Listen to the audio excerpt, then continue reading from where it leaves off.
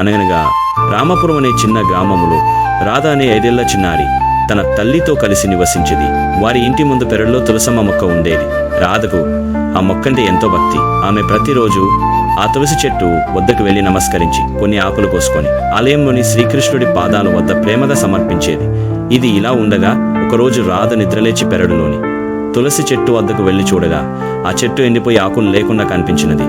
ఇది చూసిన రాధ ఎంతో బాధపడి కన్నీళ్లు పెట్టుకుంటూ గిన్నెను చేతిలో పట్టుకుని తన తల్లి వద్దకు వెళ్ళినది. తన కూతురి ఏడుపు చూడగానే అమ్మ రాధను ప్రేమగా చెంతకు తీసుకుని ఇంటి లోపలికి తీసుకుని వెళ్లి తన ఒడిలో కూర్చోబెట్టుకుని ఆమె కన్నీళ్లను తుడిచింది. ఎందుకు అమ్మా నువ్వు ఏడుస్తున్నావు? అమ్మా, తులసమ్మ ఎండిపోయింది, ఆకులేవు. బంగారం, నిజమైన పూజర్త మన మనసులో ఉంటుంది. ఆకుల కంటే మన మనస్సే ముఖ్యం. తల్లి చెప్పిన మాటలు రాధ మనసులో నిలిచిపోయాయి. నిజంగా ప్రేమతో చేసిన పూజే గోవిందుడికి ఇష్టమని ఆమె గ్రహించింది.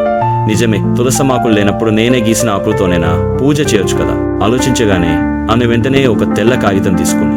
ఆపై తులసి ఆకు ఆకారాన్ని జాగ్రత్తగా గీయడం ప్రారంభించింది. ముదురు ఆకుపచ్చ రంగుతో రంగులద్దింది. రంగులద్దిన తర్వాత ఆమె చిన్న కత్తెరతో ఆ ఆకును జాగ్రత్తగా కత్తిరించింది. అలా మరికొన్ని ఆకులు గీసి వాటిని కూడా కత్తిరించి ఒక గిన్నెలో వేసింది. ఆమె ఆలయానికి వెళ్లి గిన్నెను నెమ్మదిగా కృష్ణుని పాదాల వద్ద ఉంచింది. ఆ చిన్న గిన్నెలో ఉన్న కాగితపు ఆకులు ఓ నిజమైన తులసి ఆకుల వాసనతో నిండినట్టుగా కనిపించాయి. కృష్ణ, ఇవి నీవు స్వీకరించాలి. ఇవి నా హృదయపూర్వకంగా చేసిన పూజా పత్రాలు.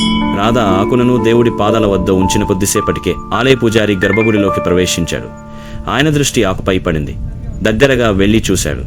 ఇవి కాగితపు ఆకులే కదా, కానీ ఇక్కడి వాసన చూడండి, సజీవ తులసి వాసన వస్తున్నది. పచ్చటి తాజా ఆకుల్లా మెరిసిపోతున్నాయి.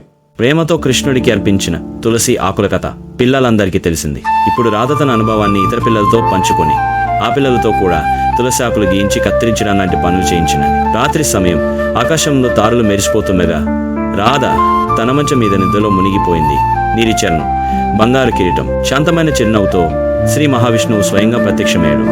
చేతిలో రాధ గీసిన తులసి ఆకు. తరువాత తాను ఉదయము నిద్ర లేచి పెరడులో తులసి మొక్క వైపు చూడగా ఆ మొక్క మునుపటి కంటే ఎక్కువ ఆకులతో పచ్చగా ఉంది. ఇది చూసి రాధ మనస్సు ఉప్పొంగిపోయి ఆ తులసి మొక్కను కౌగిలించుకున్నది. భక్తికి ఆకారం ఉండకపోవచ్చు, కానీ ఆ భక్తి ప్రేమతో కూడినప్పుడు దేవుడు తప్పకుండా స్పందిస్తాడు. రాధా మాదిరిగా మనం కూడా నమ్మితే ప్రకృతి, భగవంతుడు ఇద్దరూ